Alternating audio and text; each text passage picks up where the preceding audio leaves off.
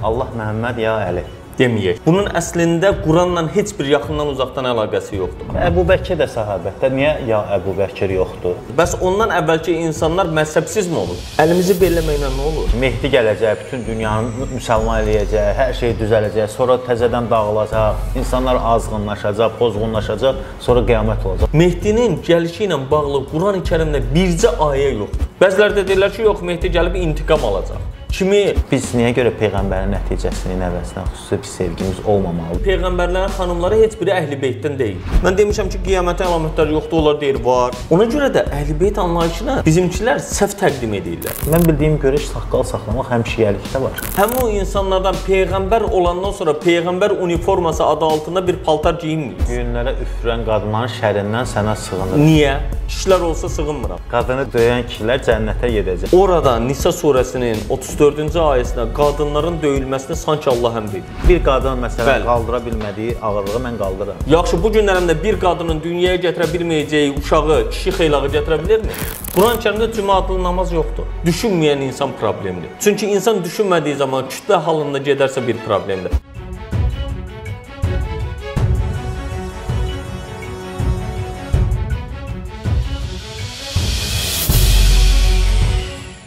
Əziz dostlar, hər vaxtınız xeyir olsun. Demə kanalında zaman-zaman yayımlanan 7 qırmızı layihəmizi davam etdiririk. Bu layihədə dediyimiz kimi işimiz maarifləndirməkdir. Bunu nə dərəcədə bacarırıq, bacarmırıq. Bunu da yəqin ki, siz bizə yaza bilərsiniz, şərhlərdə yaza bilərsiniz. Təbii ki, bu maarifləndirmə sahəsini biz xüsusi olaraq çərçivələməmişik. Ümumiyyətlə çalışırıq ki, hər bir sahədə sizə məlumatlar verək və bugünkü qonağımız ona görə də elə dini maarifləndirmək baxımından ilahiyyatçı Elşad Miridir. Çox sağ olun, bəli. Necəsiniz? Təşəkkür edirəm, Allah razı olsun. Siz necəsiniz? Şükür Allaha, yaxşıyıq. Elşad bəylə bir dəfə bizim bir müsahibəmiz oldu. Həmin müsahibəmiz trendə düşmüşdü yeri gəlmişkən. 300 mindən çox baxıldı. Birinci hissə, ikinci hissə 150 min. Ümid edirəm ki, bu da maraqlı olacaq. Amma orada müəyyən şərhlər yazıldı, müəyyən razılaşmayan insanlar oldu bizimlə. Ona görə də davamı olaraq bu buraxılışımızı da çəkirik. Və burada əsas məsələlərdən biri də Elşad Mirinin bu günlərdə dərc olunan İslamda varmı kitabıdır.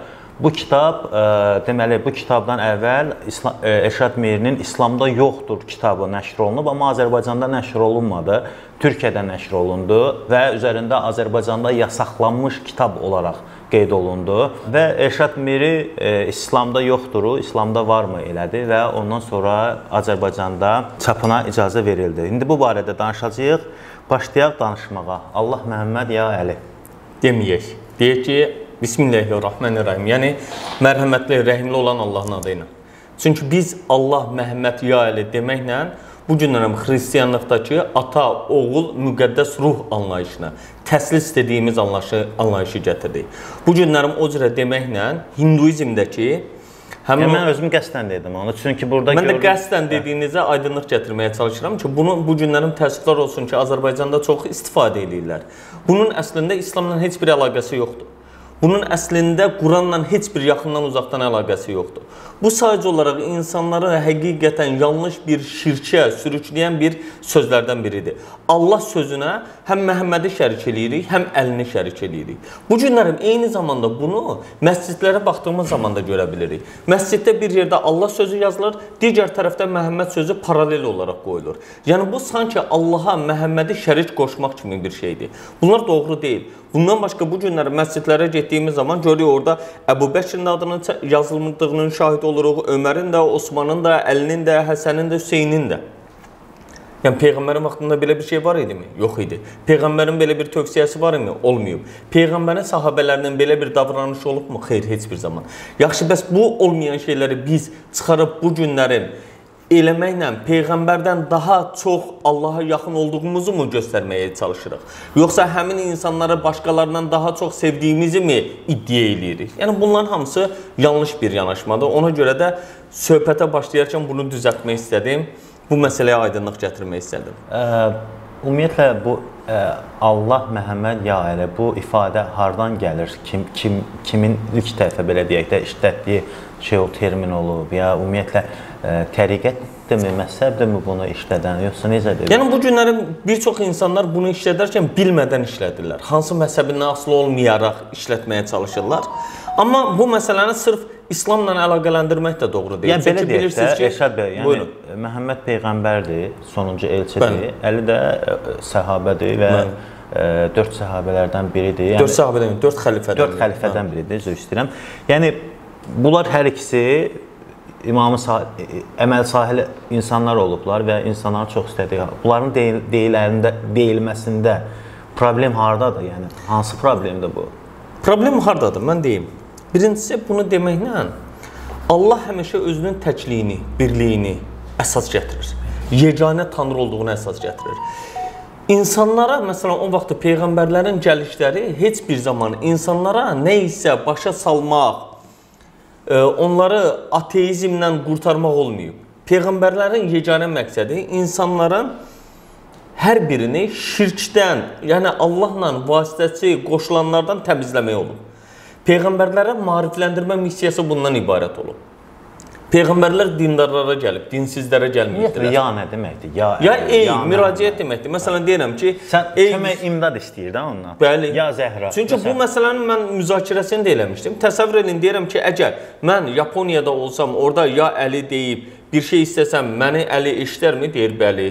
Və yaxud da Amerikada olsam eşidərmi? Azərbaycanda olsam eşidərmi? Bəli. Həmin adamdan bir söz soruşmuşdum. Dedim, bəs yaxşı, eyni sözü ya Allah desəm eşidərmi? Adam duruxsundu. Niyə? Çünki Allahın rolunu, Allaha məxsus olan bir xüsusiyyəti mən hər hansı bir şəxsə vermiş oluram. Əbu Bəkir də səhabətdə. Niyə ya Əbu Bəkir yoxdur? Bu da məzhəblərlə əlaqəli olan bir məsələdir. Elə məzhəblərə gələk onun. Buyurun. Məzhəb anlayışı varmı? Yəni İslam yarandı da, məzhəb yarandı mı? Yəni İslam yaranandan sonra bu məzhəblər necə yarandı? Yəni ümumiyyətlə məzhəb anlayışı varmı Quranda? Xeyr, Quran-Kərimdə peyğəmbərin dövründə heç bir zaman məzhəb anlayışı olmuyor. Çünki məzhəblərin ilk dəfə ortaya çıxması, məsələn deyək ki, ilk məzhəbi kimlə əlaqələndirirlər? Hənəfi məzhəbi deyirlər. İmam Əbu Hənifə təsəvvür edin, hicrətin 150-ci ilinə qədər yaşamış bir insandır. Yəni peyğəmbərin gəlişindən 100 il sonra ortaya çıxmış bir insanın adı ilə bir məzhəb adlandırırsınız. Bəs ondan əvvəlki insanlar məzhəbsizmi olub?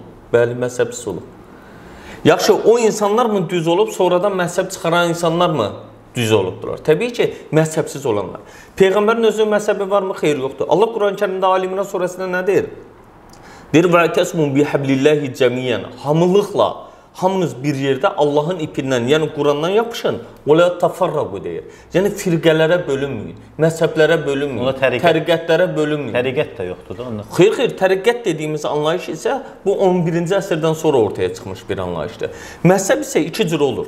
Məzhəbdə bir əməli məzhəblər deyirlər, bir əqidəvi, etiqadi məzhəblər deyirlər. Məsələn, bu günlərim əməli məzhəblər deyəndə Hənəfi məzhəbidir, Əşari üzr istəyirəm, Şafi məzhəbidir, Maliki məzhəbidir, Həmbəli məzhəbidir, bir də Cəfəri məzhəbi. Bir də məsələn əqidəvi məzhəb deyəndə orada da Maturidi məzhəbi deyirlər, Əşari məzhəbi deyirlər, Sələfi məzhəbi deyirlər və s. Bunlar ortaya çıxır. Amma mən bildiyimə görə bu məzhəblər arasında elə də bir fikir ayrılığı yoxdur. Sadəcə olaraq namazın duruşunda var. Yox, çox ciddi fikir ayrılığı var. Çox ciddi. Təriqətlərdə bilirəm o ciddi fikir ayrılığı. Təriqət başqa, məzhəb başqa. Bilirəm. Yəni mən ona görə deyirəm ki, təriqətlərdə var. Təriqətlərdə ciddi fikir ayrılıqları var. Amma məzhəblərdə bir o qədər də yoxdur. Xeyr. Məsələn, sizə bir misal deyim. Quranın heç bir yerində namaz qılmayanın öldürülməsi ilə, namaz qılmayanın hər hansı bir formada cəzalandırılması ilə bağlı bir ayəyə rast gələ bilməzsiniz. Hansı məzhəbdə var o? Amma bütün məzhəblərdə baxın, Şafi məzhəbində də, Maliki, Həmbəli məzhəbində də namaz qılmayanın öldürülməsi ilə bağlı hökmlər var. Hənəfi məzhəbində namaz qılmadığına görə, bəli. Sonra içki içyənin cəzalandırılması ilə bağlı. Quran-ı Kərimdə heç bir ayə olmadığı halda, amma baxırsınız ki, bu günlərim həmin o məzhəblərdə öldürülə biləcəklərinə dair fətvalar var. Dindən dönənlə bağlı. Quranda heç bir bununla bağlı bir dünyəvi cəza mexanizması müəyyənləşdirilmədiyi halda Amma məzhəblərə baxsınız ki, onu Belə öldürülməlidir. deyək də, orada məsələn dindən dönən artıq İslamdan sayılmır, kafir sayılır. Ola bilər, amma kafir öldürülməlidirmi? Orada kafiri öldürmək olar da yəqin ki. Xeyr, niyə öldürməlidir? Qurani-Kərimdə o müşriklər falan, bunları müşriklər də heç bir zaman öldürülmə söhbət olmayıb. Öldürülmə ilə bağlı Qurani-Kərimdə ancaq sizlə vuruşanlara qarşı, malınıza, canınıza, namusunuza hücum eləyənlərə qarşı vuruşmaq, sizi elinizdən, obanızdan çıxardanlarla bağlı, bununla bağlı ancaq icazə verilir. Yəni, baxdığımız zaman görürük ki, əksəriyyət halda müdafiə xarakterli olan məsələlərdir. Bunun gətirib hücuma keçib, kiminlənsə vuruşmaq, döyüşmək, eləmək anlayışı İslama zidd bir anlayışdır. Bəs salavat necə? Yəni, filan kəsin, yəni mən kitablarınızda olan əsas şeylərdən verirəm, məsələn, mövzulardan. Yəni, salavatın olmadığını deyirsiniz. Ümumiyyətlə, salavat məsələsi, mən öz şəxsi fikrimi deyim. Yəni, salavat məsələsi, mən görmüşəm ki, aya salavat verən adam var. Nə bilim, filan kəsin ölüsünün ruhuna salavat verən bir adam. Ümumiyyətlə, salavat nə deməkdir və yaxud da bu işarə, bu nəyi ifadə edir və nəyi düzəldir, belə deyək. Bahadır bəy, baxın, bunun özü belə məzhəb seçiliyinə gətirir, çıxarır. Əlini, sağ əlini bir dəfə üzünə gətirməklə deyirlər ki, bu filan məzhəbin nümayəndələridir. İki əllə bəzi bölgələrimizdə eləyirlər, salavat gətirəndə deyirlər ki, bu filan məzhəbin nümayəndəsidir. İndi mən də deyirəm ki, bu günlərin, baxın, koronavirus dövründə insanlara ən çox müraciət edilən məsələlərdən biri də əlimizi yumağımızdır. Əlimizi üzümüzə, ağzımıza, burnumuza aparmamağımızla bağlı tövsiyələrdir.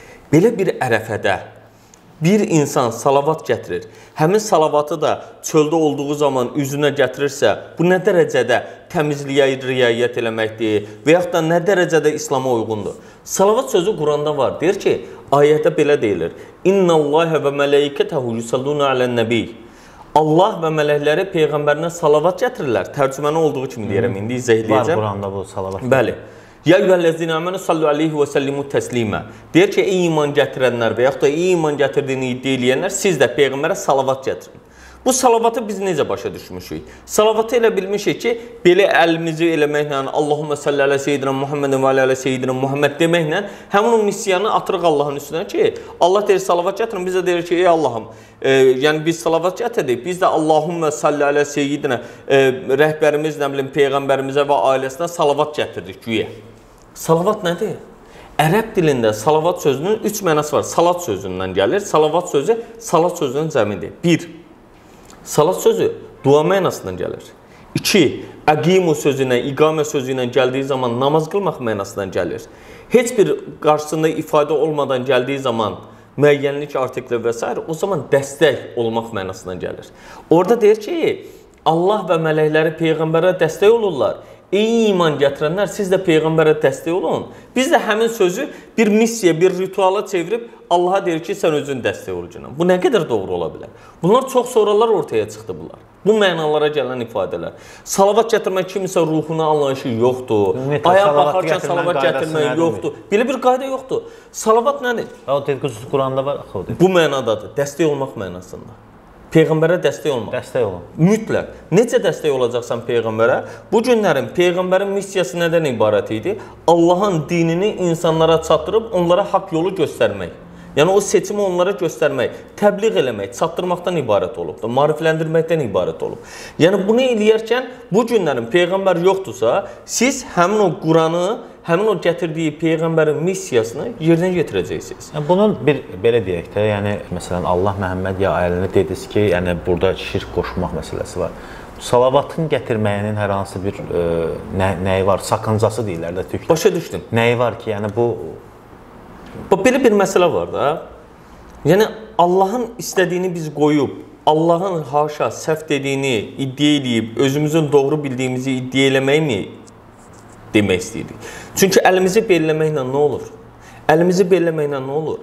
İslam dini əməl dinidir. İslam dini sadəcə nəzəri olaraq danışmaq dini deyil. Dua elədiyimiz zaman da duanın həm praktiki tərəfi var, həm nəzəri tərəfi var. İkisini də eləməlisiniz. Bir tərəfli olmaz.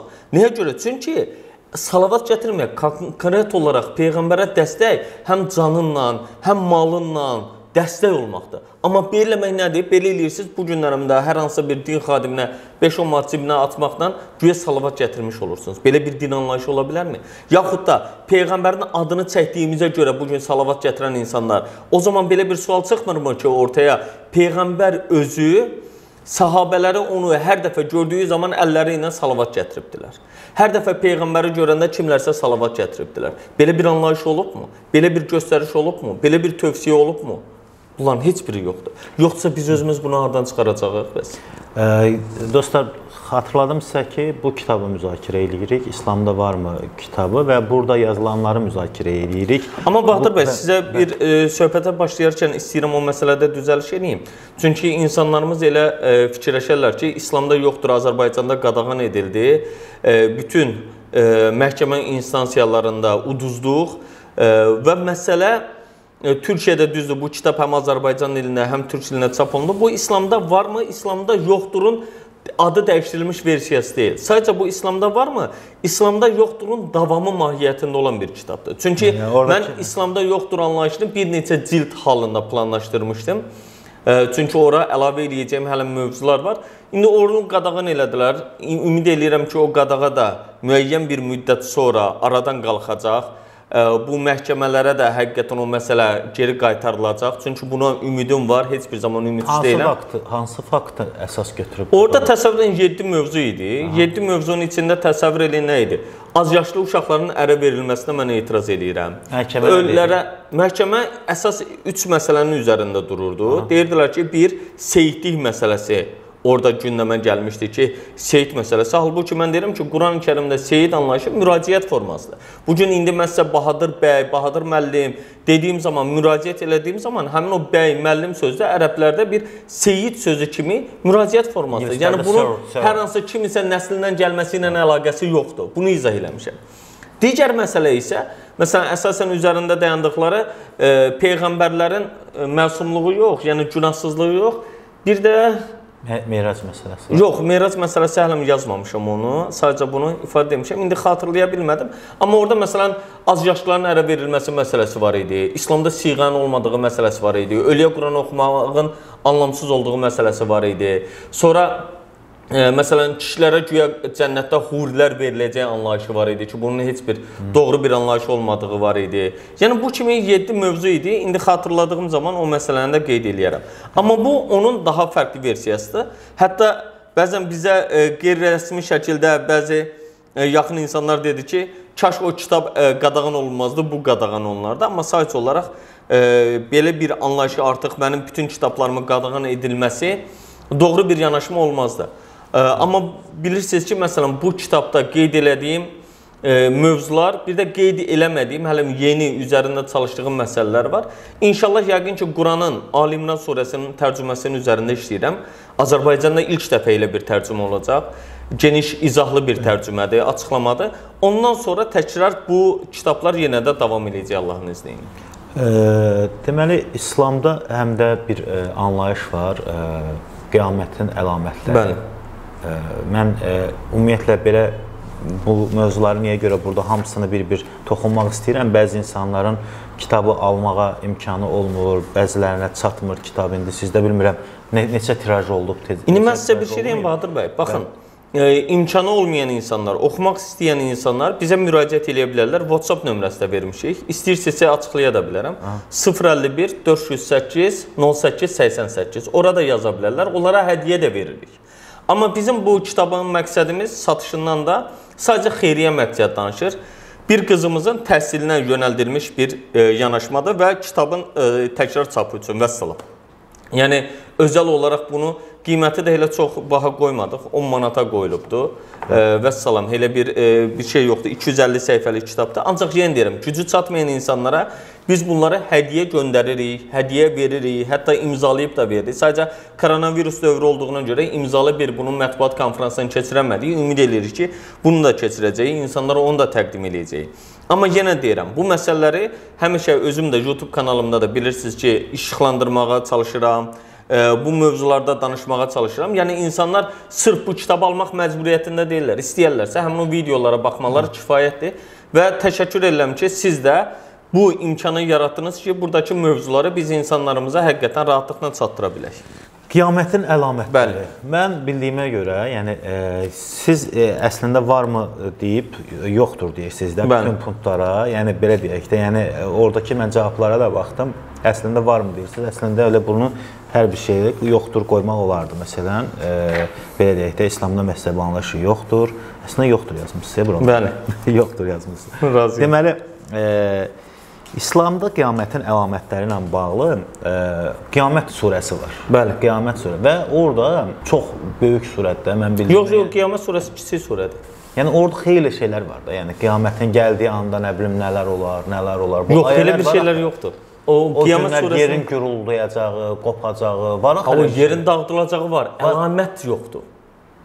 Orada bir dənə surəni deyə bilərsiniz Azərbaycanda. Bəli, bir dəqiqə mən sizə açım Qiyamət surəsini. Çox rahatlıqla göstərə bilərəm.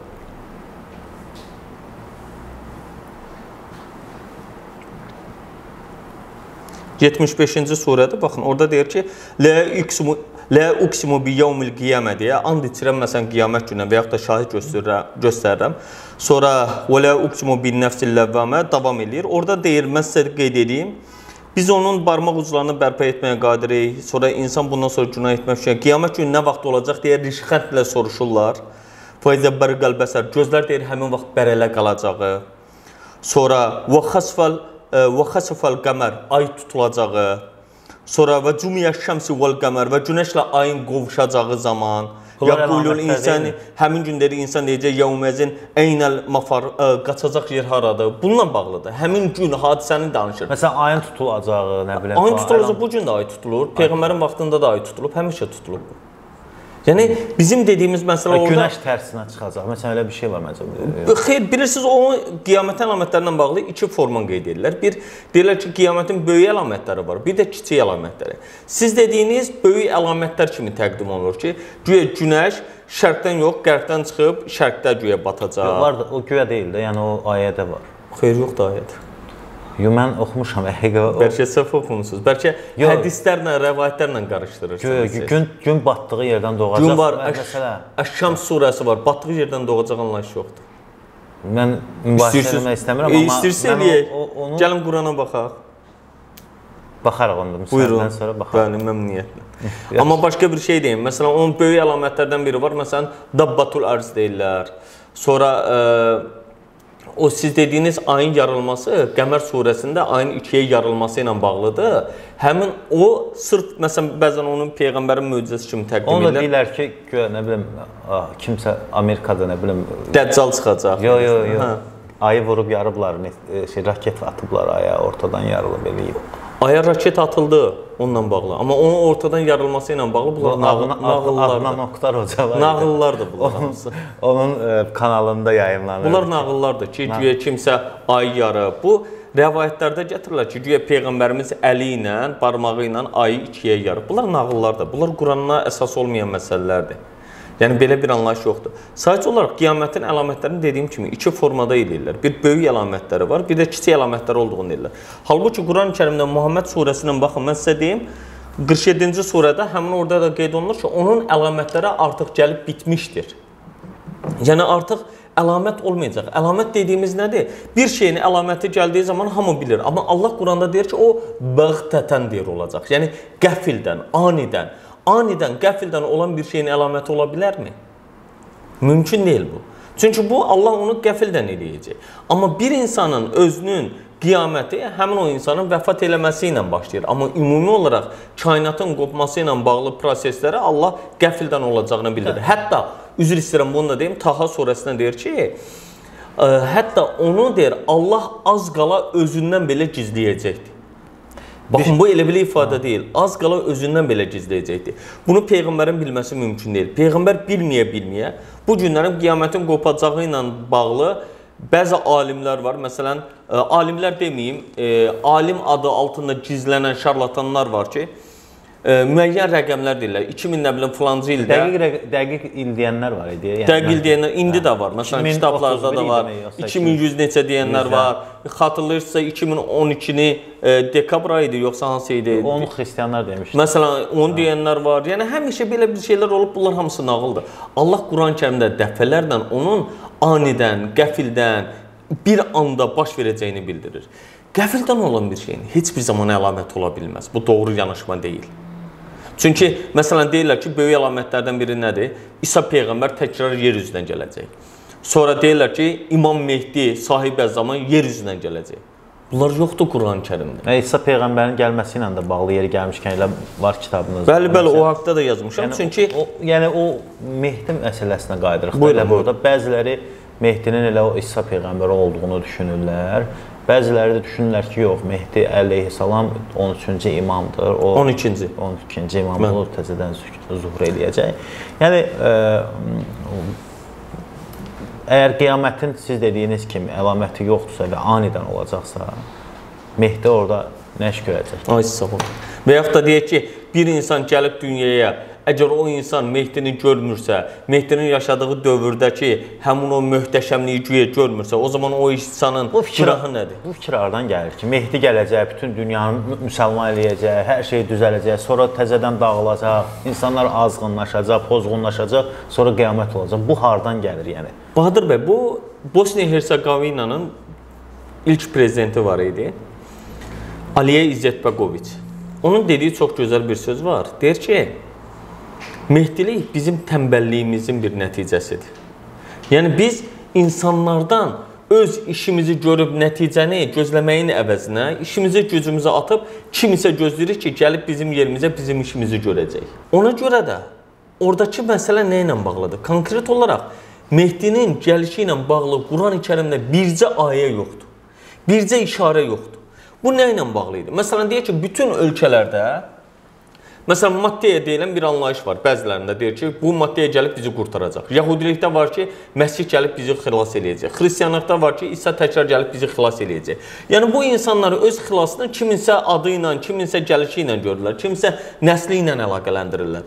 Halbuki Quran-Kərimin heç bir yerində kiminsə gəlib insanları xilas eləyəcəyinə bağlı yoxdur. İnsanın öz üzərinə atar. Çünki insan etdiyi əməlinə görə cavab verəcək. Ayədə nə deyir? فَمَنْ يَعْمَلْ مِثْقَالَ ذَرَّةٍ خَيْرًا يَرَهُ. Kim zərrə miqdarı bir xeyir iş görərsə, onu əvəzini görəcək. Kim də zərrə miqdarı şər iş görübsə, onu əvəzini görəcək. Mehdi gəlib mənim yerimə nə edəcək? Dünyanı mı düzəldəcək? Dünyanın düzəldilməsi ilə bağlı prosesləri Allah bizim üstümüzə atıb ki, siz eləyin bunu. Yəni bu günlərim biz əgər ləyaqətli olan insanı həmin o görə biləcəyi işə onu yox, əvəzinə başqasını gətiririksə, bu demək ki, bizim haqq, ədalət işimiz deyil.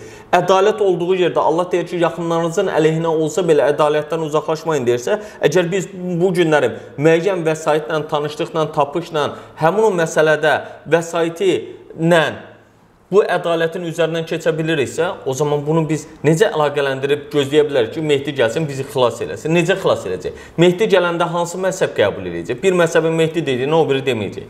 Bəziləri də deyirlər ki, yox, Mehdi gəlib intiqam alacaq. Kimi öldürəcək, neyniyəcək? Yəni, belə bir anlayış ola bilərmi sizcə? Ona görə, məsələn, İsa Peyğəmbərin gəlməyi, Allah Quran-Kərimdə Əhzab surəsinin 40-cı ayəsində deyir ki, Muhammed Peyğəmbərlərin sonuncusudur. Peyğəmbərlərin sonuncusudursa, İsa Peyğəmbər necə gələcək? Peyğəmbərdən sonra Peyğəmbər gəlir. Peyğəmbər kimi gəlməyəcəksə, o zaman başqa bir sual çıxır. Bir insana Peyğəmbərlik veriləndən sonra həmin insanın Peyğəmbərliyinin əlindən alınması ilə bağlı hər hansısa bir ayə, iddia, rəvayət varmı? Yoxdur. Hardan çıxarırıq bu? Belə başa düşdüm ki, bunlar sonradan uydurulmuş nağıllardır. Bəli. Çünki həm də bunun siyasi tərəfi də olub Bahadır bəy. Mən sizə onu deyim. İran tərəfi, Farslar. Bir tərəfi yox. Məsələn, həmişə müxalifətdə qalan insan və yaxud da deyək ki, həmişə belə dara düşən insan bir şəxsə, onları xilas eləyəcək bir insana həmişə ümid yeri kimi baxıbdılar, qəhrəman gözləyibdilər ki, o gəlib onu xilas eləyəcək. Məsələn, bu günlərim o bəzilərinin ağatlı oğlan gözlədiyi kimi, bu günlərimdə elə ağatlı bir insanın gəlib bütün dünyada baş verən pislikləri aradan qaldıracağını gözləyirlər. Halbuki Allah Quran-ı Kərimdə deyir ki, Peyğəmbərdən deyir, sən nə inəsən də insanların əksəriyyəti iman gətirməyəcəklər. Yəni, bu onu göstərir ki, bu günlərim dünyada nə qədər insan varsa, Peyğəmbər də gəlsə, nə qədər cəhd də eləsə, 51%-dan çox insan 51%-dan çoxu inanmayacaq, iman gətirməyəcək. O zaman Mehdinin gəlib Peyğəmbərin eləyə bilməyəcəyi nə isə düzəltməsi mümkün ola bilərmi? İsa Peyğəmbərin öz dövründə eləyə bilmədiyini günümüzdə gəlib nə isə eləməsi mümkündürmü? Və yaxud da indiyə qədər 2000 ildə harda gizlənib, necə qalıb, necə yeyib, necə qidalanıb, üzr istəyirəm, necə öz həyatını davam elətdiribdir? Yəni, bütün bunlar sual işarələrdir və bunların da Qurana əsaslanmayan tərəfləri çoxdur. Elşad bəy, siz nə qədər də təriqəti qəbul etmədiyinizi deyirsiniz hər zaman ki, yəni mən üçün təriqət yoxdur. Qurani deyirsiniz də, yəni belə siz yəni özünüzə, yəni sırf Quranla bağlı, amma sizin danışdıqlarınız, yazdıqlarınız xüsusən də əhli sünnə deyilən, yəni bir cəmaatın dedikləri ilə daha çox səsləşir. Nəinki Azərbaycanın bir 80%-nin etiqad etdiyi şiəlik təriqətinə aid deyil və inkar, belə deyək də, inkar olunur. Yəni, Azərbaycanda da sizin, mən elə düşünürəm ki, sizin qəbul edilməməyinizin və tənqid olunmağınızın və müxtəlif yerlərdə də qadağalara məruz qalmağınızın səbəbi də sizin əhli şiə cəmaatının, belə deyək də, inanclarına, illər boyu, əsrlər boyu, nə bilim, belə deyək, etiqad etdiyi şeylərə qarşı çıxmağınızdır. Yəni, belə onları əks etdirməyinizdir. Yəni, xüsusən də, məsələn, bu kitabda var, məsələn, əhl-i beyt sevgisi, xüsusi olaraq belə bir sevgi yoxdur. Yəni, ümumiyyətlə, əhl-i beyt, mən bildiyimə görə, Peyğəmbərin evladları, nəvəsi, nəticəsi, yəni, biz niyə görə Peyğəmbərin nəticəsini, nəvəsinə xüsusi bir sevgimiz olmamalıdır və yaxud da ki, bunun mən özümdə bir izahını tapmaq istəyirəm. Və yaxud da belə soruşaq, niyə olmalıdır? Niyə olmalıdır, niyə olmamalıdır belə? İndi, Bahadır bəy, dediyinizə bir aydınlıq gətirim. Siz deyirsiniz ki, birincisi Azərbaycanın əhalisinin 80%-ə, 20%-ə ilk dəfədir bu qədər böyük bir fərqi. Mənim bildiyimə qədər, yəni ümumi bir bu yanlış bir şeydir. Niyə? Çünki bu haqda danışılan ən maksimalist görüş 60-ın 40-a olduğu deyilir. Birincisi bu. İkincisi, mənim belə bir statistikada aparılmır, onu deyim. Sadəcə olaraq insanların yaşadığı bölgə ilə. Və bu günlərim insanlardan sorsanız, nə qədər müsəlmansınız, onun özü sual altındadır. Qaldı ki, o öz müəyyən öz məzhəblərə qədər. Cənub bölgəsi hamısı, məsələn, özünü deyək ki, şiə adlandırırsa, bu insanlar həqiqətən şiədirmi? Özlərini müsəlman adlandırırsa, həqiqətən müsəlmandırmı? Bir soruşsanız, orada deyəcək ki, mənim ürəyim düzdür, heç kimin toyuğunu mən qışda demirəm, uzaqlaşdırmıram. Və mənim əsas Allahla ürəyim düz olsun və bu deist təfəkkürdür. Yəni, araşdırsanız görəcəksiniz ki, sadəcə o cürə valideynləri dediklərinə görə özlərini elə bilirlər. Allah da bunu, məsələn, Quran-ı Kərimdə görə bilərik Bəqərə surəsində, ata-baba dini kimi təqdim edir. Yəni, atamın, babamın dininə görə bu günlərin bəziləri özünü müsəlman sayırlar və yaxud da hansısa məzhəbi nümayəndə sayırlar. İkinci tərəfdən, mən heç bir zaman, baxın, bu kitabın özünə də baxdığınız zaman görə bilərsiniz ki, burada dediklərim, biraz əvvəl də danışdıqlarım əhl-i sünnə özünə ziddir. Bu günlərim əhl-i sünnə olaraq bilinən, əhl-i sünnə vəl cəmaat adlandıran, özlərini sələf adlandıran insanlar da etiraz eləyirlər. Çünki niyə? Mənim dediyim, baxın, mən sizə buradan... Sizə hər iki tərəfdən belə deyək etirazlar var. Bəli. Həm sələfilər tərəfindən, həm əhl-i sünnə tərəfindən, həm şiələr tərəfindən, həm də digərləri tərəfindən. Niyə? Çünki, baxın, sizə bir şey deyim, Bahadır bəy. Peyğəmbərin özü gəldiyi zaman müqayisədə yanlış olduğunu iddia eləyə bilərlər. Peyğəmbərin özünə 100% qarşı gəlindi. Peyğəmbər axına qarşı getdi. Getməməli idimi? Getməsəydi bu günlərin biz, bu gün oturub İslamdan danışmağımızın yeri olardımı? Yəni, mənim bu günlərim dediyim bircə dənə məsələ var. Qurana dəvət edirəm. Mən nə özümə dəvət eləyirəm, nə məzhəbimə dəvət eləyirəm, nə təriqətimə dəvət eləyirəm, nə hər hansısa belə bir məzhəb qrup insanları ora çağırıram, heç birini. Mənim yeganə məqsədim insanlara ancaq haqqı çatdırmaqdır. İnsanları ancaq və ancaq Qurana dəvət eləməkdir. Mən bütün bunlara görə sizdən, insanlardan heç birindən heç bir mənfəət gözləmirəm. Mənim yeganə məqsədim insanları Allahın dəvət elədiyi, insanlara haqqı göstərdiyi kitab olan Qurana dəvət eləməkdir. Burada yazdıqlarım da sırf Quranla əsaslanır. Hansısa məzhəblə əlaqəsi yoxdur. Baxın, sizə bir şey deyim. İslamda məzhəb anlayışı yoxdur deyirəm. Amma əhl-i-sünnə özü bir məzhəbdirsə, deməli mən onlara da etiraz edirəm. Düzdürmü? Əhl-i-sünnə təriqət. Xeyr, məzhəb başqa şey. Təriqət, Naqşibəndi təriqəti və s. odur. Siz məzhəblə təriqəti qarışdırırsınız ona görə. Məzhəblər ilk dövrlərdə çıxan anlayışlardır. Demək 4 məzhəb var. Şafi, bəli. Həmin o Şafi, Maliki, Hənəfi, bunlar hamısı əhl-i-sünnə məzhəblər deyilir. Bir də Cəfəri məzhəbi var. Özlərini onlar da Şiə, İsnəəşəriyyə, İmamiyyə adlandırırlar. Bunlar başqa. Təriqətlər isə Naqşibəndi təriqəti var, Qadiriyyə təriqəti var və s. Bunlar daha başqadır. Məsələn, Türkiyədə bu günlərim cübbəsiz, cübbəli, nə bilim, anlayışı ilə ortaya çıxanlar, nə bilim, hansısa əfəndilər, onlarla bağlı. Məsələn, ikinci, İslamda salavat gətirmək yoxdur. Biz Əhl-i-Beytdən danışırıq. Qısa buna izah edeyim ki, İslamda salavat gətirmək. Bugün əhl-i-sünnə, məni buna görə də özünü əhl-i-sünnə adlandıranlara etiraz edirlər ki, necə yəni salavat gətirmək yoxdur. Qurana mən əsaslandıram, amma onlar hədis dedikləri, rəvayətlərə, Peyğəmbərə istinad edildiyi, iddia edilən sözlərə əsaslandırırlar. Ben bunları qəbul eləmirəm. Gözləyimə bədnəzər yoxdur. Onlar deyir, necə yəni yoxdur? Var İslamda. Mən demişəm ki, qiyamətin əlamətləri yoxdur. Onlar deyir, var. Mən demişəm ki, cənnətdə İslamda elan eləmək yoxdur. Yəni aşırı-i mübəşşərə. Onlar deyir, var. Təsəvvür edin, 5 dənə aşırı-i mübəşşərə. Güya Peyğəmbərimiz deyib ki, 10 nəfərin adını çəkir. Bunlar cənnətlikdirlər məsələsi.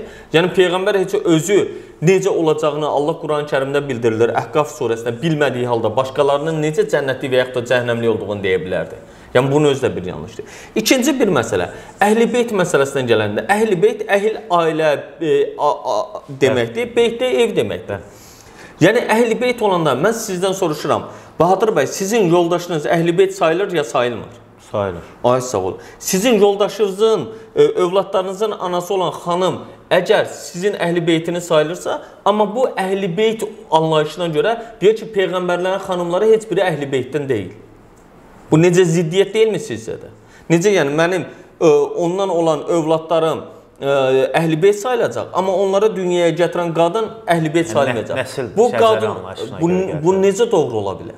Yəni buradakı məsələ odur ki, bir insanın həyat yoldaşına əhl-i-beytdən sayılmamağı nə dərəcədə doğru ola bilər? Baxın, başqa bir misal deyim. Əhl-i-beytdən kiminsə hansısa nəsildən gəlməsə onun üçün üstünlükdürmü?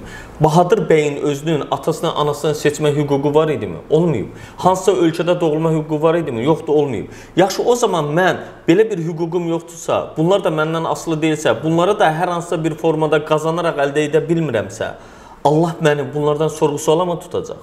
Halbuki Allah Quranda bizə nə deyir? Siz deyir, ancaq bu kitabdan sorğu-sual olunacaqsınız. Qurandan. Ona görə də Əhl-i-Beyt anlayışına bizimkilər səhv təqdim edirlər. Bu günləri mən deyirəm ki, Əhl-i-Beyt sevgisi həmin o insanlar kimi dürüst yaşamaqdır. Həmin o insanlar kimi ibadətlərini eləməkdir. Həmin insanlar kimi haqqın yanında olmaqdır. Həmin insanlar kimi zülmə qarşı üsyan eləməkdir. Zülmə qarşı etiraz eləməkdir. Haqq səsini ucaltmaqdır. Yoxsa həmin insanları kör təbii şəkildə platonik bir eşq anlayışı ilə sevmək deyil. Sevmək həmin insanın etdiklərini, əməllərini nümunə götürərək öz həyatına tətbiq eləməkdir. Mən onun tərəfindəyəm və bu kitabımda da onun üzərində dayanmışam. Yoxsa kiməsə görə özünü döymək deyil. Kiməsə görə onun kimi, onun elədiyi yardım kimi, onun elədiyi yaxşılıqlar kimi yaxşılıqlar eləməkdir. Məsələ budur. Eşad bəy, deməli, siz təriqətlərdən danışdınız. Məzhəblərdən danışdınız.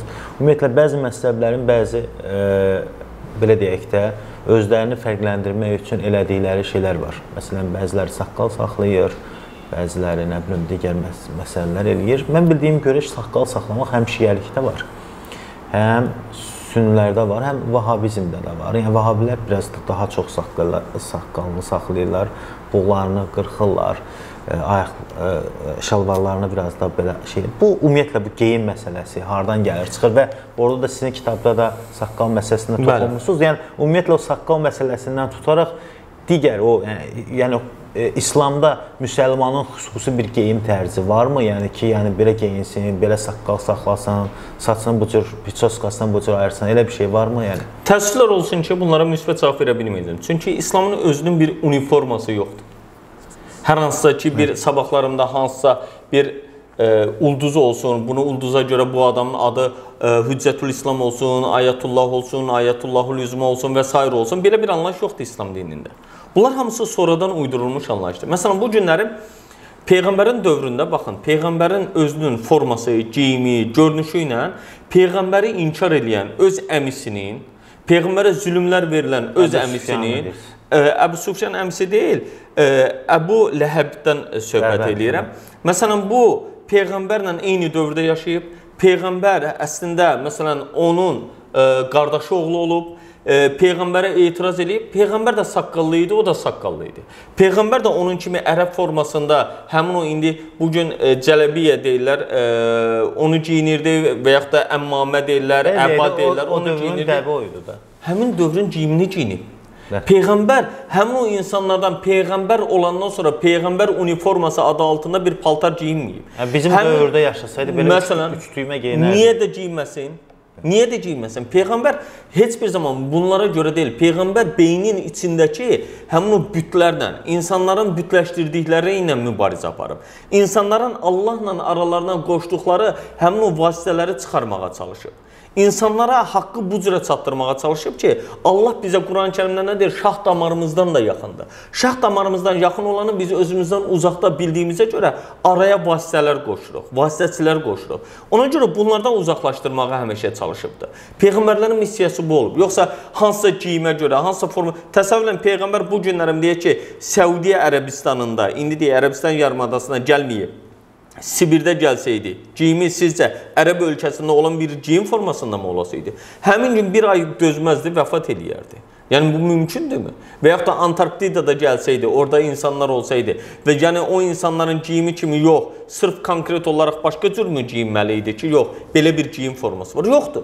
Bu günlərin baxın, təəssüflər olsun ki, din xadimləri, məsələn, anlayışı formalaşdırılıb İslamda olmadığı halda, məscidlərdə bir də görürsünüz, xüsusi əba giyinilir, nə bilim, başlarına xüsusi papaq qoyulur. Bunlar, mənim özümə də nə qədər belə irad tuturlar ki, saqqalı yoxdur və s. Qardaş, saxladığın vaxtda olur, olmur da. Amma bəziləri saqqalı vacib hesab edirlər. Deyir, əgər saqqalı yoxdursa, bu adam, məsələn, müsəlman deyil. Çünki fərz olan bir şeyi qırxmış olur. Bəziləri bunu deyirlər ki, sünnətliyə azmaz da olsa qalmalıdır. Bəziləri deyirlər, lezva ilə qırmalıdır. Yəni, bunlar bilirsiniz necədir? O qədər absurd şeylərdir. Qurana heç bir şəkildə uyğun gəlməyən, heç bir şəkildə əsaslandırılmayan məsələlərdir. Bircə dənə Quran-ı Kərimdə saqqal yeri keçir, Musa Peyğəmbərin gəlib, qardaşı Harunun saqqalının tutmasına əsas gətirirlər ki, görürsə onun saqqalı olubdur, onun görə də saqqal saxlamaqdır. Və yaxud da bunu ideyirlər ki, güya Peyğəmbərimiz deyib ki, Yahudilərdən fərqlənməkdən ötəri bığlarınızı qısaldın, saqqalınızı uzaldın. Yaxşı, Yahudilər eyni şey eləsə neyniyəsiydi o zaman? Belə bir fərqləndirmə ola bilərmi? Rəşad bəy, biraz vaxtımız azdır. Ona görə bu məsələlərin üstündən biraz sürətli keçək. Ümumiyyətlə, biz uşaqlıqda, yəni uşaqlıqdan böyüklüyə qədər, biz anadan olanda, yəni bütün Azərbaycanda altı üstü belə olub da, deyiblər ki, biz müsəlmanıq, Allah baba var göydə, Məhəmməd Peyğəmbər bizim Peyğəmbərimizdir, Quran kitabımızdır və bizə daim bununla yanaşı deyiblər ki, qonşunun arvadının sənə gözü dəydi, gəl başına duz doluyum. Və yaxud da deyiblər ki, bala səhər qabağına qara pişik keçdi, qayıt dala, bir-iki saatdan sonra gedərsən, çıxma yola. Və bu anlayışlarla həm də bu müfləri bizə şey eləyiblər. Hindistan filmlərində görülən şeyləri gətirib bizə din kimi eləyiblər. Biz də bunu verə bilmişik. Həqiqətdən də ki, amma gözdəyməni isə Məhəmməd Peyğəmbərə nəzər dəyib və belə bir nəzər duasının olduğunu da deyirlər və Peyğəmbərimizə göz dəyib deyə bizə bir şey eləyirlər onu ki, yəni əslində İslamda digər şeylər olmasa da, bu qara bir şey falan olmasa belə göz dəymə var. Bu necə dəyir bu göz? Amma bu yaxınlarda bir dənə üzr istəyirəm. Bir dənə də mən Demədəmə kanalında belə bir video qoymuşam. İndi bura kartı da qoyaram, baxarlar. insanlar, alimlər gözdəymənin ola biləcəyi ehtimalını sübut ediblər. Hansı alimlər? Elmi cəhətdən Amerika alimləri. Amerika alimlərinin adları olurmur. Amerikadakı hər hansı bir alim deyirsə biz o vəssalam qəbul edirik. Məsəl üçün deyirəm. Yəni ki, enerji olaraq sübut edib ki, yəni göz hansısa bir enerji ilə mənfi ya müsbət təsir eləyə bilər. Belə bir şeydir. Amma yəni gələk sırf peyğəmbərə göz dəyib və peyğəmbərin özü duzluqlayıb bu başına. Yəni baxın, birincisi bu məsələ ilə bağlı Bahadır bəy belə bir anlayış var ki, güya peyğəmbərimiz deyib ki, əl-əynu haqqun. Yəni göz haqqdır. Hətta deyir ki, qəbristanlıqdakıların çoxu məsələn göz dəymədən güya vəfat edibdir. Peyğəmbərin özündən göz dəydiyi iddia edilir və güya deyirlər ki, o Qələm surəsindəki 2 ayəni oxuyur, "Van yakadul lazidna" deyə başlayan, amma bunların heç bir əsası yoxdur. Sonra da deyirlər ki, Fələq və Nas surələri bundan bağlı gəlir. Birincisi, Fələq və Nas surələri Məkkə şəhrində gəlir. Amma peyğəmbərə göz dəyildiyi və yaxud da sehr edildiyi iddiası Mədinə dövründədir. Birincisi bundan əlaqəsi olmur onun avtomatik. Orada Fələq surəsində də ayənin bir yerində qeyd edirlər ki, güya düyünlərə üfürən qadınlar anlayışı var. Halbuki bu tamamilə yanlış bir tərcümədir.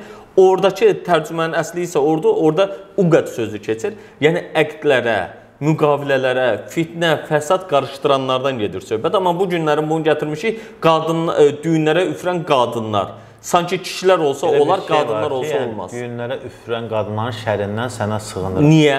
Kişilər olsa sığınmıram da o zaman. Kişilərə olar. Yəni belə bir tərcümə olar. Orada uqad sözü keçir. Uqad sözü əqd sözünün cəmidir. Əqd sözü bu günlərim Azərbaycanda da, hüquqda da bir termin olaraq müqavilə mənasında işlənir. Əqd kəsmək deyirlər. Əqd bağlamaq deyirlər. Yəni müqavilə olanda, müqavilələr fitnə fəsad qarışdıranların şərrindən Allah'a sığınmadı orada. Yoxsa düyünlərə üfürülməklə belə bir anlayış ola bilərmi? Özünüz fikirləşin də. Orada da uqad sözü bir şey hərfi əgər cəm halda gəlirsə ərəb dilində, o artıq avtomatik qadın cinsinə çevrilir. Ondan sonra gələn söz onunla əlaqəsi olur. Yəni müənnəs deyirlər buna. Fələq surəsində. Fələq surəsində bəli. Bəli, fil uqad. Həmin oradakı məsələn cəm olduğuna görə bu onda qadın cinsinə müəyyənləşdirib deyib qadın düyünlərə üfürən qadınlar. Yəni bu nə məntiqdir, nə anlayışdır? Nəysə o tərəfdən keçirəm. Ona qalsa məsələn peyğəmbərin özü ilə bağlı ki, göz dəymə və s. olmasa bu tamamilə yanlış bir şeydir. Heç bir əlaqəsi yoxdur. Çünki əgər o göz dəymə olsa bu günlərim insanlar ancaq televizordakı həmin məşhurlara baxıb deyə bilərlər göz dəysin. Yaxud da insanı deyirlər ki, bəzən məsələn sizin gözünüzün də rəngi göydür. Deyirlər ki, göy rəngli insanların gözü daha çox dəyir. Uşaq vaxtı bizə də bunlar deyirdilər. Amma mənim özümün günahım nədir? Mənim rəngim deyir ki, göydür gözüm və yaxud da başqa rəng. Yəni belə bir anlayış ola bilərmi? Mən ona görə bu məsələdə insanlara daha çox alınacaq tədbirlər üçün. Məsələn, birinin üstünə bir çaydan tökülür, yanır. Onu qıraqdan gedən bir qadınla əlaqələndirirlər ki, onun gözü dəydi. Apala bu çaydanı başqa bir yerə qoy günə. Uşağın da onun yanına qoyma günə, tökülməsə o yazığın günahı nədir? Niyə onu günaha batırırsan və yaxud onun düşmən obrazında göstərirsən?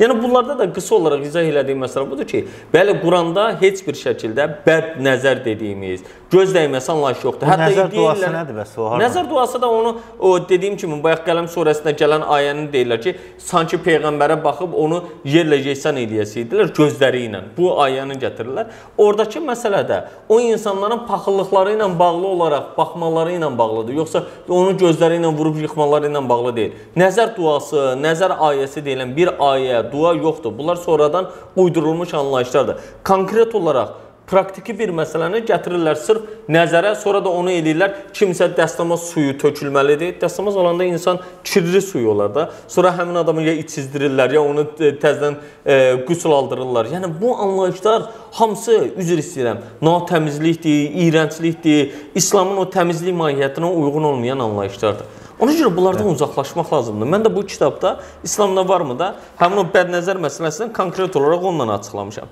Deyək, Qələm surəsində budur, 68-51-də çıxdı. Deyir, həqiqətən kafirlər zikri, yəni Quranı eşitdikləri zaman öz baxışları ilə az qala səni gözləri ilə yeyərlər. Gözləri ilə. Onlar çarəsizdən o dəlidir deyirlər. Bunu da deyənlər kim idi? Müsəlmanlar da bu xeyr, müşriklər idi, Peyğəmbərə dəli olaraq adlandıranlar idi. Onların gözü Peyğəmbərə dəyir. Necə olur? Allah bütün günü Allahın elçisi ibadətlərini eləsin, yaxşı insan olsun, amma kafirlərin gözü dık ona dəysin.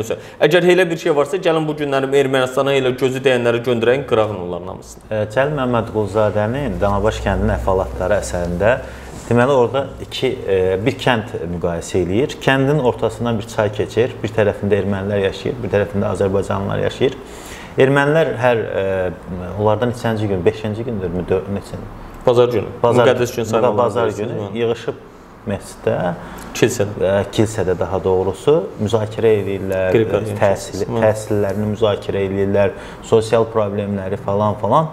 Bizimkilər isə məsciddə toplaşırlar cümə günləri və orada deyir ki, molla hər Zülhiccə ayının əvvəlində...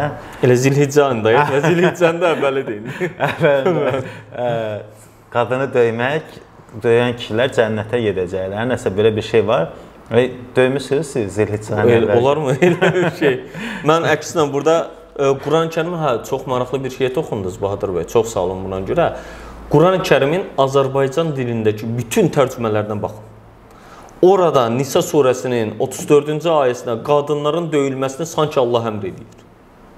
Baxın, orada daraba feili, Quranın müxtəlif... Amma ateistlər də bunu, əldə slatura deyir ki, nətər deyildi ki, bu İslam adına döyülür. Qadını o zaman alçaldırsan sən. O zaman kişini qadından üstün eləyirsən. Qadını döyəndə, kişi səhv eləyəndə qadın kişini döyəcəkmi? Belə bir şey yoxdur. O zaman qadınlar həyata bir minus arxadan mı başlayırlar? Qadın olmaq onun öz istəyidimi? Qadını sən niyə ikinci dərəcəli məxluq kimi təqdim edirsən? Belə bir anlayış ola bilərmi? Quran-ı Kərimdə ayəyə baxdığın zaman orada nüşuz sözü keçir. Həmin o surənin, Nisa surəsinin özündə baxsınız ki, həmin söz kişi üçün də işlənir. O zaman ona nə deyəcəksən? Dikbaşlıq edən kişilərdə qadınlar mı döyməlidir o zaman? Yəni o qədər ciddi xətalar var ki, o qədər Quran tərcümələrində ciddi yanlışlar var ki, inanın hər bir ayənin üstündə gecə 2-də yatıram bəzən. Elə olur ki, bir ayəni o qədər tərcümə ediblər ki, o sözü açıram, baxıram Quran-ı Kərimdə nə qədər keçir. Məsələn, Yasin surəsi 2-ci səhifəsində açan kimi nə deyir? وَدْرِبْ لَهُمْ مَثَلًا أَصْحَابَ الْقَرْيَةِ Türklərdə necə var o tərcümə? Qadına döyün varmı? Baxın, Türkiyədə Quran-ı Kərimin hardasa 300-ə yaxın tərcüməsi var, amma bunun içində artıq ondan çox tərcümələrdə bəli, qadını döyməməklə bağlı tərcümələr var. Amma 290-ında bəli. Yəni ərəblər özündə də. Ərəblər özləri də niyə sərf eləyir insanlara? Elə döyün kimi deyir. Məsələn bir şey deyim də sizə. İngilis dilində siz bəzi videolar həfif ya möhkəm elə bir şey yoxdur. Vadribuhun nə deyir orada əslində? Vadribuhun nədir? Daraba feili oradan gəlir. Zərb eləmək, daraba. Məsələn Quran-Kərimində daraba feili Azərbaycan dilinin izahlı lüğəti var 4 cildlik, düzdürmü? Orada vurmaq sözünü açın baxın. 30 mənası var vurmaq sözünün. Məsələn qulaq ardına vurmaq bir mənası. Sonra ərəb dilində də orada məsələn daraba feilini qadınlarla bağlı döymək mənası verirlər. Başqa yerlərdə zərbi məsəl çəkmək kimi məna verirlər. Qardaş, başqa yerdə tamam başqa mənalar verirlər. Ayağını yerə vurmağı yer üzündə səyahətə çıxmaq kimi verirlər. Niyə qadına gələndə döymək kimi tərcümə verirsən? Azərbaycan dilindəki tərcümələrinə bizim tamaşaçılarımız baxsınlar. İnanın orada o qədər tərcümələrdə qadınlar ikinci dərəcəli məxluq kimi göstərilib ki, və döyülməyinə də sanki Allah əmr edir. Halbuki bunu Bahadır bəy təsəvvür edin. Allaha deyir döyün, amma Peyğəmbər də deyir ki, siz necə olur ki, onlarla birlikdə yatırsınız, sonra da onlara əl qaldırırsınız. Təsəvvür edin, Peyğəmbər Allahdan daha mərhəmətli olaraq təqdim olunur. Sonra deyir ki, vida xutbəsində güya Peyğəmbərimiz deyib ki, mən qadınları sizə əmanət eləyirəm, qadınları döyməyin. Allah döyün deyirsə, Peyğəmbər döyməyin deyir. Belə çıxır ki, Peyğəmbər haşa, estağfurullah, Allahdan daha rəhimlidir. Belə bir anlayış ola bilərmi? Belə bir tərcümə ola bilərmi? Nə qədər bu? Ona görə də İslamı, bəli, həqiqətən Quran-ı Kərimin bu günlərin tərcüməsinin üzərində niyə işləyirəm? Niyə neçə illərdir üzərində bu kitablarını işləyirəm ki, yəni bu həqiqətləri insanlara həqiqətən açıqlayım. Bu günlərim normal bir ateist də, normal bir insan da açıb bunu baxa bilər ki, qadınları döyülür, mən niyə bunu qəbul eləməliyim? Qadınların, məsələn, kişilər deyir ki, güya, tərcüməyə baxın, qadınlar üzərində bir dərəcə üstündürlər. Qardaş, niyə üstün olmalıdır? Ailə həyatındakı evliliklə bağlı ki, təkrar qadın onun, həmin o əri başqa kişilərdən daha çox üstündür, anlayışını götürüb ümumi mənada qadınların kişilərdən aşağı olması və yaxud da kişilərin qadınlardan bir dərəcə üstün olması kimi təqdim edirlər. Bu fiziki olaraq məsələn indi kişi qadından biraz üstün yaradılıb. Yəni bu indi yaradılıbmı? Bilmirdik amma xeyr, heç bir elə şey deyil. Baxın, Qurani-Kərimdə belə bir üstünlüyə rast gələ bilməzsiniz. Biz özümüz gördük. Niyə? O zaman özünüz gördüyünüz yanlışdır. Cəmiyyətin, ənənənin, mentalitetin gətirdiyi yanlışdır. Bir qadın məsələn qaldıra bilmədiyi ağırlığı mən qaldıram. Yaxşı, bu günlərimdə bir qadının dünyaya gətirə bilməyəcəyi uşağı, kişi xeylağı gətirə bilirmi? Həmin o əzab, əziyyətə dözə bilirmi? Elşad bəy, bu kitabınızda diqqətimi çəkən məqamlardan biri də, yəni cümə namazı adlı bir namazın, xüsusi bir namazın olmadığı, yəni bu ciddi bir iddiadır əslində. Çünki cümə namazı həm də müsəlmanların birlik nümayiş elətdirdiyi bir məqamdır. Hətta bugün xoşa gələn bir haldır ki, bəzi məscidlərdə artıq təriqət, məzhəb ayrı seçkiliyi olmadan bir yerdə namaz qılınırlar. Yəni bunun iddia eləmək bir qədər həqiqətən də qıcıq yarada biləcək. Yəni hər zümrədə, yəni hər məzhəblər arasında qıcıq yarada biləcək. Bunu nəyə görə iddia eləyirsiniz? Yəni Bahadır bəy, mən ümid edirəm ki, tamaşaçılarımız həmin o bölümü oxuyub elə qərar verəcəklər. Orada dediyim başlıqda belə idi, elə ona baxırdım mən. Yazmışam ki, İslamda dırnaqda cümə namazı adlı namaz varmı? Cümə namazı adlı. Quran-Kərimdə cümə adlı namaz yoxdur. Cümə günü qılınan namaz var. Cümə günü qılınan namaz var. Yəni bu, mən onun tərəfdarıyam ki, bu günləri, bəli, həqiqətən bir insan, bax, məsələn, siz də bəzən tövsiyə edirsiniz, ingilis dili kursları və s. və sizin elədiyiniz bu maarifləndirmə işləri də gözəldir ki, həqiqətən insanlara bir növ kursa yazılmış kimi o məlumatları verirsiniz onlara. Bu da, mən deyirəm ki, il ərzində 52 həftə varsa, bu 52 həftəlik bir kursdur. Bu kursu sistemli şəkildə aparmaq lazımdır, düzgün şəkildə aparmaq lazımdır. Vaxtını həqiqətən ora həsr edib gələn insanlara Allahın Quranını düzgün şəkildə çatdırmaq lazımdır ki, heç olmasa həftədə bir dəfə ora gələn insan hər dəfə nə isə öyrənib, onu da həyatına tətbiq eləsin. Cümə günü cəm edilmə, toplanma yeridir. Yəni Allah da Quran-Kərimdə, baxın, Quran-Kərimin 62-ci surəsi olan Cümə surəsi 10-cu ayəsində nə deyir? Onlar ticarət və ya əyləncə gördükləri zaman dağışıb gedirdilər. Deyə Allahın yanında qazanacağınız savab daha çoxdur deyə davam edilir. Həmin orada nə deyir ayədə? Deyir ki, bir məqam var. Deyir ki, orada cümə günü namaza çağrıldığınız zaman, həmin o cümə günü günorta namazının əvəzinə qılınan namazdır. Yəni, namaza çağırma azan verilən vaxt. Bəli, təbii ki, azan verilir, namaza dəvət edilir də. Yəni, ora çağırılanda biz nə edirik? Həmin gün günorta namazdan qılmayıb, əvəzdən cümə günü qılınan namazı qılırıq. Yəni, biz bu gün adını cümə namazı adlandırırıq. Amma İslama baxdığımız zaman Quranda cümə adlı xüsusi namaz yoxdur. Yəni, mahiyyət olaraq ad dəyişir də. Bəli, sadəcə odur. Amma bir dənə də şey var. Orada maraqlı bir məqam da ondan ibarətdir ki, orada qeyd edirəm ki, həm də biz bu günlərin cümə gününə ancaq kişilərə məxsus olduğu iddia edilir. Cümə namazına ancaq kişilər gedir. Yox, qadınlar da gəlir bəzi yerə. Amma onlara deyir, vacib deyil deyirlər. Amma Qurani-Kərimdə baxın, deyəndə orada Ya yuhəllezine əmənu deyə gedir. 62-ci surənin 9-cu ayəsində. Ey iman gətirənlər, bura qadınlar da daxildir. Əgər cümə namazı, cümə adlandırılan namaz, cümə günü qılınan namaz kişilərə vacib olduğu kimi qadınlara da vacibdir. Qadınlar da gedib həmin o kursdan bəhrələnməlidir. Gəlmişkən bu koronavirusla bağlı vəziyyət necədir? Yəni cümə namazları qılınırmı? Xeyr, qılınmır. Çünki qılınmır, amma mən onun tərəfdarıyam ki, bu həmişədə. Koronavirus dövrü olmasa da insanlar ora gedə bilməyənlər, hansısa xəstəlik olub gedə bilməyənlər, insanlara yoluxdurma ehtimalı olanlar və yaxud da deyək ki, natəmiz olub həmin gün təmizlənib gedə bilməyən insanlar, yaxud da hər hansısa bir xəstəliklə bağlı orada iştirak eləyə bilməyənlər üçün həmişə məscidlərdə onlayn xütbələr olmalıdır ki, insanlar bəli evində oturub həmin günün günorta namazını qılarkən eyni zamanda xütbələrdən istifadə eləsinlər, xütbələrdən bəhrələnsinlər. Oradakı məlumatlardan hər kəsə şamil olsun. Çünki bu gün məscidə deyək ki, 1000 nəfər sığışırsa, amma 2000 nəfər gedə bilmirsə, həmin o 1000 nəfər də ondan istifadə eləsin. Bu mənim ömür boyu arzuladığım, bununla bağlı videolar hazırlamışam, öz kanalımda da bunu qeyd eləmişəm. Yəni mənim istədiyim məsələ bu olub və bu günlərim təəssüflər olsun ki, həmin o məscidlərin sadəcə demək olar ki, mində birində bəlkə var ya yoxdur heç. Mində birində də çox böyük rəqəmdir. Onlayn videolar yoxdur, onlayn xütbələr yoxdur, onlayn dərslər yoxdur. Mən bunun tərəfdarı olmuşam və bunu tövsiyə edirəm həmişə insanlara.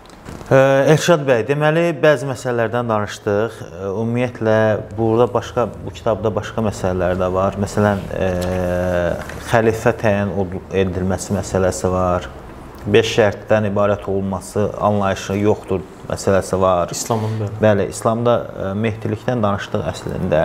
Yəni danışmadığımız bir neçə məsələlər qaldı. Qısa olaraq İslamda cənnətdə elan olunmamaq məsələsidir. İslamda xəlifə təyin edilməməsi və 5 şərt. Bu 3 mövzunun haqqında qısa bir şərhlər verək və kim istəsə də geniş şəkildə İnşallah sizin bu kitabınızdan alıb əldə edə bilər, yəqin ki, oxuya bilər. İnşallah. Deməli, ümumiyyətlə belə bir anlayış var ki, hədislərdən gətirirlər. Daha doğrusu Peyğəmbərə istinad edilən rəvayətlərdən ki, güya Peyğəmbərimiz 10 nəfərin insanın, məsələn, adını çəkir, Əbu Bəkirdir, Ömərdir, Osmandır, Əlidir, Abdurrahman bin Avfdur və digərləri, Səd bin Əbu Vaqqas və s. ki, bunların güya həyatda yaşadıkları dövrdə cənnətlik olduqlarını müjdələyib. Halbuki Quranda konkret olaraq ayə var ki, Peyğəmbərin özünün başına nələrin gələcəyini bilmədiyi Allah tərəfindən ona dedizdirilir. Yəni, Peyğəmbərin belə bir məqsədi, kimisə belə bir formada müjdələmə anlayışı olması mümkün deyil.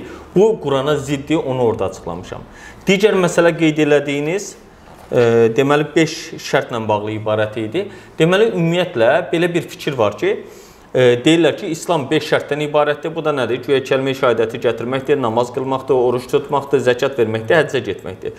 Bunu da sabahlarım zəkat verməklə həccə getmək imkanlı şəxslər edirsə, avtomatik olaraq kasıb insanlara qalır 3 dənə şərt. Nə olur? Kəlmə-i şəhadət gətirir, namaz qılır, oruç tutur. Budurmu deyim? Namaz qılana da zaten kəlmə-i şəhadəti gətirirsən. Bəli, məsələn. Olur. Yəni, din budurmu? Mən orada da onu izah eləməyə çalışmışam ki, İslamı bu 5 şərtlə məhdudlaşdırmaq, dar çərçivəyə salmaq. Orada bir şey vardı, 5 əsas şərti var deyilir. Ona ərəbcəsində belə gedir, Buniyəl İslamu alə xams deyə.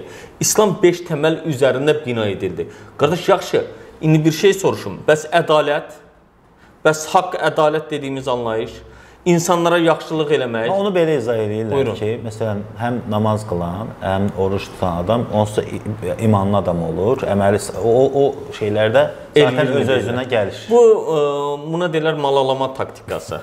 Yəni, buradakı əsas məsələ ondan ibarətdir ki, yəni əsas insanı götürür fərdiyyətçilik şəkildə, deyir, başını sal aşağı, bunlar elə və salam, xilas ol, geçən cənnətə. İslam o deyil. İslam, baxın, həmişə nəyə gedir?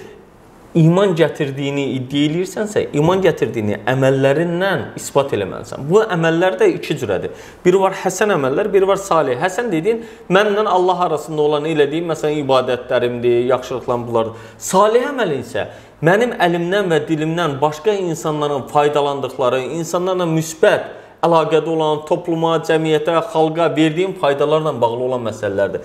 Ona görə də bunu bir tərəfə qoymaq heç bir şəkildə doğru deyil. Ona görə burada İslamın 5 şərtdən ibarət olması iddiasının Qurana əsaslanmadığını qeyd edirəm və digər məsələləri orada sadalayıram ki, bəs bu şərtlərdir. İmanın 6 şərti doğru. İmanın 6 şərti də elə bir şey yoxdur. Quran-ı Kərimdə imanın 5 şərti var. 6-cı şərt kimi iddia edilən qədər anlayışı, alın yazısı, tali anlayışı Qurana zidd olan bir anlayışdır.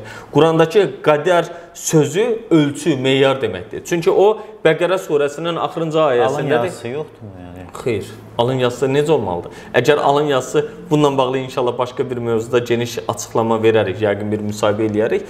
Alın yazısı dediyimiz anlayış insanları sanki Allah yazıb, insanlar da senari Allaha məxsusdur. Biz də oyunçularıq gəlib burada oynayırıq. Sabahlarım, bu günlərim Hollywoodun hər hansısa bir çəkdiyi filmdə pis rolun oyunçusunu cəzalandırırlarmı? Xeyr, o daha çox da mükafatlandırılır. Həmin o rolun öhdəsindən gəldiyinə görə. O zaman dünyaya Allah yazıb bizi göndəribsə, biz də burada əgər pis rol oynayırıqsa Allah yazdığına görə Allah o zaman bizi niyə cəzalandırmalıdır? Tam əksinə mükafatlandırmalıdır ki, həmin rolun öhdəsindən gəlmişik deyə. Yəni, ona görə orada o qədər yanlışlıqlar var ki, bunları saymaqla, sadalamaqla bitmir. Ona görə bir də dediyiniz hansı mövzu idi axırıncı? Danışdıq məncə. Vəssalam.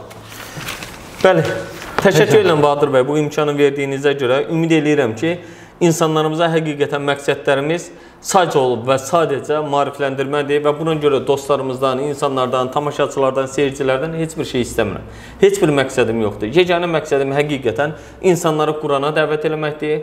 Quranı özlərindən açıb oxumalarıdır. Oxuyarkən kənarlarına yaranan suallarını qeyd eləmələridir. Onun cavabını tapmağa çalışmalarıdır və mən sadəcə insanları düşündürməyə çalışıram. Çünki düşünməyən insan problemdir. Çünki insan düşünmədiyi zaman kütlə halında gedərsə bir problemdir. Allah isə bizə dəfələrlə Quran-ı Kərimdə ağlımızı işlətməyimizi istəyir. Ağlını işlətməyənə üzərinə pislik yağdıracağını bildirir. Yunus surəsinin 100-cü ayəsində bizim təfəkkür etməyimizi, fikirləşməyimizi əmr eləyir. Tədəbbür etməyimizi, dərindən analiz etməyimizi istəyir. Yəni bunları eləmiriksə biz, kör-körönə oxumağı, sadəcə savab qazanmaq üçün neysə belə tələffüz eləməyi Allah bizdən istəmir. Oxuyub əməl eləməyimizi istəyir. Çox sağ ol. Belə dostlar, biz çalışdıq ki, nələrsə təqdim eləyək sizə. Ona görə də ilahiyyatçı Elşad Mirini təqdim elədik.